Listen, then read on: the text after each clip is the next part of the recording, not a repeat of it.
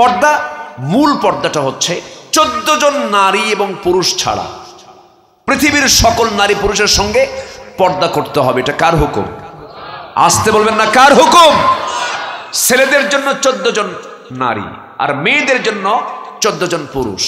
আমার মা আপনাদেরকে আগে শুরু করছে, আপনাদের জন্য 14 জন পুরুষ যাদের সঙ্গে আপনি দেখা কথা বলতে পারবেন। নাম্বার 1, 1 বাবা, বলেন কে?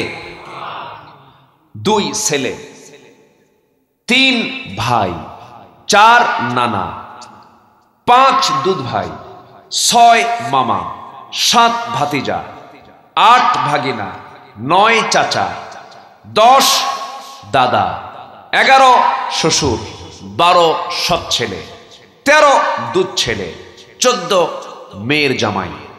এই 14 জন পুরুষ ছাড়া পৃথিবীর সকল পুরুষের সঙ্গে মেয়েদের পর্দা করা কি? আসতে কয়, আরো জোরে। আচ্ছা, এরপরেও বাবার সামনে মেয়ে যদি দেখা করতে যায়, কথা বলতে যায়, মাথায় কাপড় রাখার দরকার আছে না নাই? বুকে, পিছনে, টাইট না ঢিলা?